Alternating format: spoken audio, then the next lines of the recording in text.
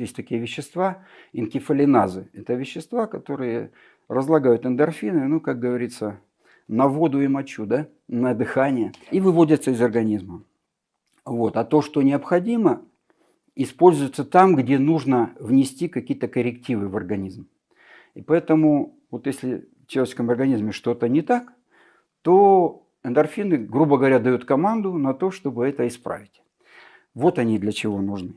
Мы начали сначала эксперименты проводить на животных, потому что было известно уже тогда, что эндорфинная система есть у простейших даже организмов. Вообще мы исследовали более 30 видов животных.